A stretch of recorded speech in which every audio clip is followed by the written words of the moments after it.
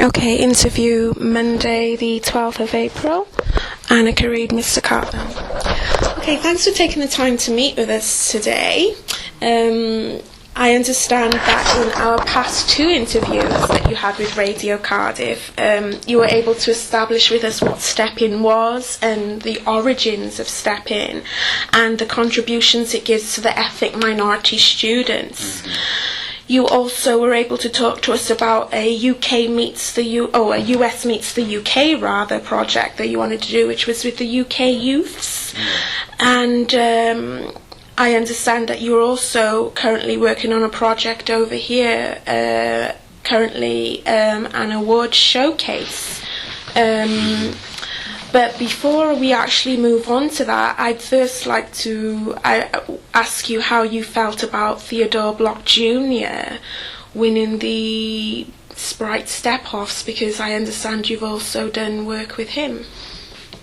Well, actually, it wasn't Theodore Block Jr. winning. It was actually the whole team. Okay. Theodore Block was just the step team leader and the step master. Something that people don't understand is a step master is not the person who's sitting in front of the team. Mm-hmm. A lot of times people think that the person who's leading the team is a step master. No, a step master is a master of stepping. And just because you're in the front does not mean you're a master of stepping. But Teddy, as we call him, is a master of stepping. He was actually dubbed a master of stepping by me.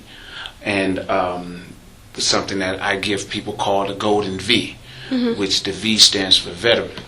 And it's just the symbol of a true step master. I believe that only about 20 people, maybe 22, actually have that title.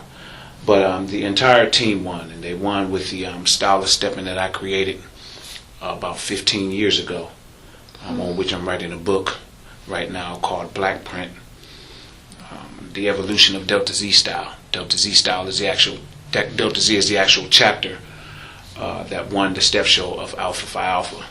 So that's how I'm affiliated with him. I've been training him actually for the past 3 years, and he actually was in the showcase that I did, the first two showcases that I did. This is the first year to be national. He was actually in the first two that I did. So he's a 2-time Greek All-Star, and he's a 2-time Greek All-Star MVG.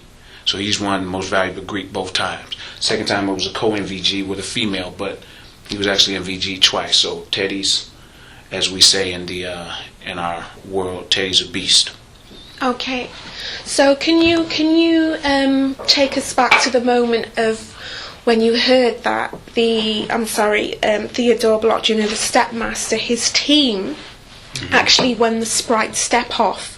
Can you remember when you heard that news, knowing that is this like a man that you helped to shape to come into becoming a stepmaster?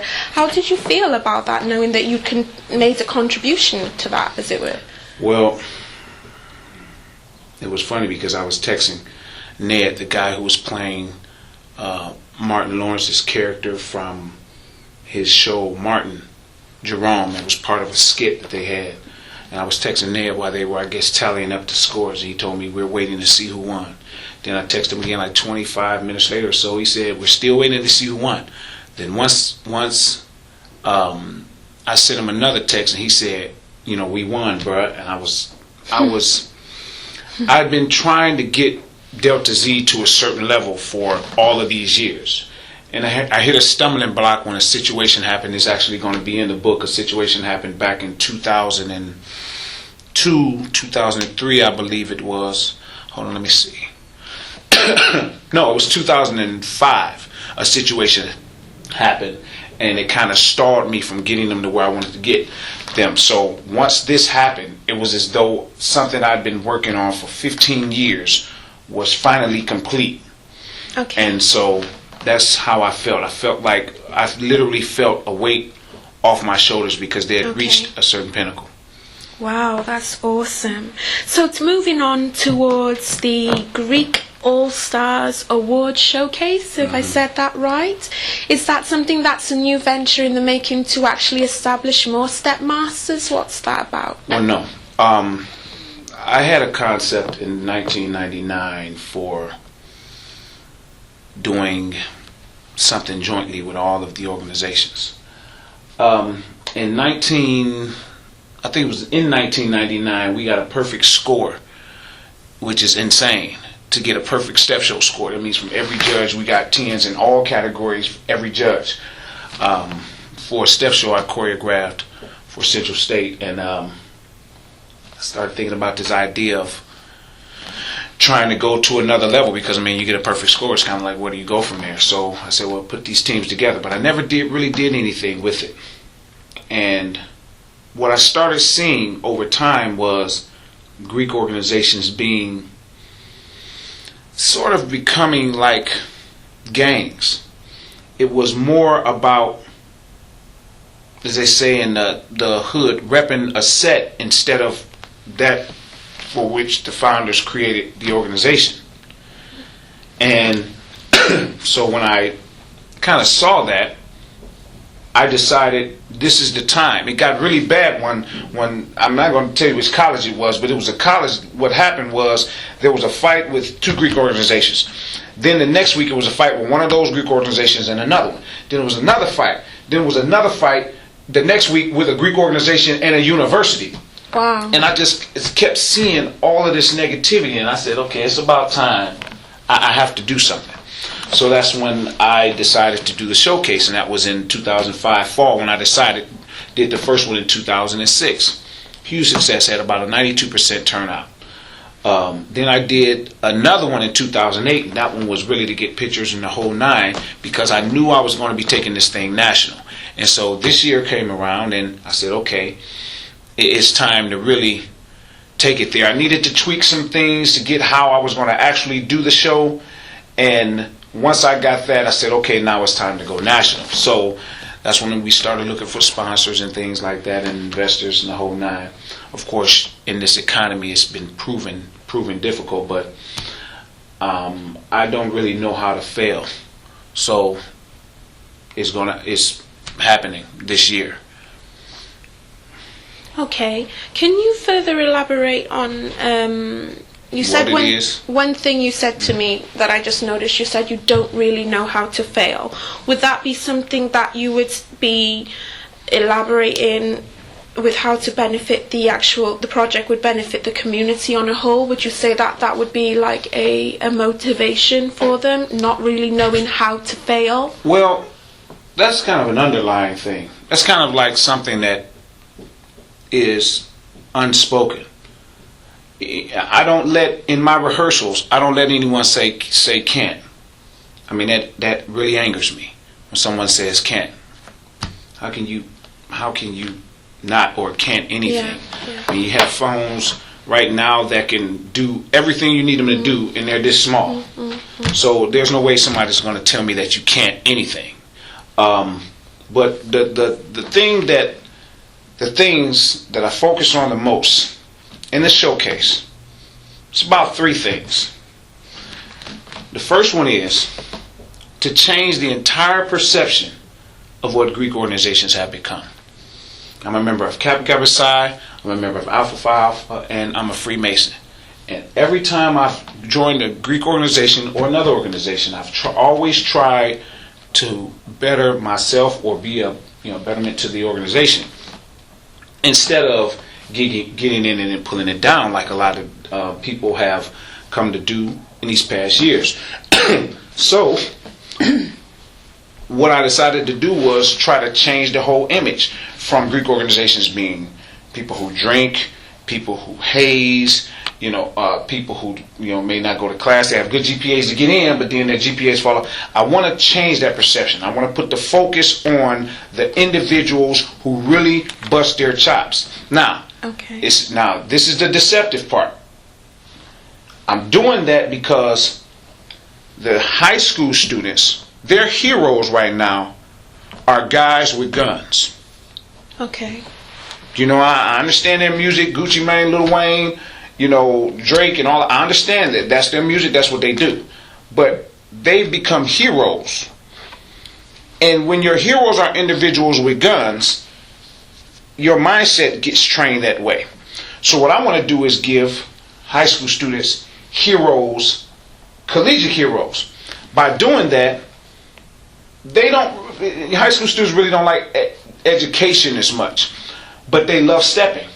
So what I've done is I've combined education with the arts. Stepping is a piece, but it's only a catalyst for the event. It's not the event. It's a catalyst for the event. So that's the thing. That's how we use that to kind of pull high school students towards college. Of course, we're giving away a scholarship, trying to give away as many scholarships as possible. But again, funding. We need people to sponsor scholarships, sponsor contests that we have and things of that nature. So those are our goals. Our two goals, and the last one is performing arts are being so attacked in high schools. They're the first thing to get cut. Music, dance, the whole nine. So by me incorporating all of this in this award show, this is pretty much the Academy Awards of Greek fraternities nationwide. By me incorporating that, it's going to show people how important the arts are. Maybe that'll help save some schools' arts programs. Oh wow! So that's mind blowing, really. I also understand there may be family involvement with regard to where the auditions are being held. Can you tell us a little bit about that? Yeah, I hate that I do not remember the address. I think it's 11022 Wood Hill, something like that, but I'm not exactly sure. My family's place is called Fellowship Hall. It's right next door to my father's church, which is called Greater Fellowship Assembly. He's a bishop. It's a fellowship hall where we're going to be holding auditions. Excuse me. And rehearsals. Auditions are going to be, I believe, on the 6th through the 8th or 9th. I have to look at it again. Of May. And they're going to be from 8 in the morning to 8 at night.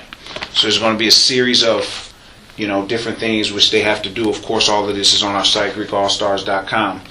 But because what we're doing this year, this is kind of a limited edition showcase. We usually don't do auditions. We usually do voting. This year we're going to do auditions because I want a lot of the Cleveland individuals to be in the showcase or have a chance to be, because with the economy, I said, well, if I can bring Cleveland people in, put it in Cleveland, maybe Cleveland will get some money. I'm from here, so I'm trying to help the city out as much as I can. So we also understand, I did a little bit of research about you, and we know that your brother, is it Lafayette Carthon? Yeah, Lafayette. How does he, because obviously he's had acquaintances with R. Kelly, how does he feel about what you're doing at present? I mean, is this something that your family, how do they feel about what you're trying to do, basically? Do they see the vision with you, or do they wish you had gone in more of a different direction? How do they feel? My brother Mark, my father, my brother Lafayette are all visionaries. They won't say that themselves, but I'm going to tell you, they're all visionaries. And so when I'm telling them about what's going on, they're very supportive. But not only that, but we're a religious family. So they say, hey man, do whatever God tells you to do. And they step out the way and let me go the route he tells me to go. And I just keep going no matter That's wonderful. what anybody thinks. I keep going. So yeah, they're extremely supportive. My family's great. So that leads into the other question I was going to ask you, really, who you seek inspiration and motivation from. You mentioned God there, and that it's whatever God tells you to do. Yeah, that's a gift. But as far as earthly people, if we want to go there, as far as earthly people,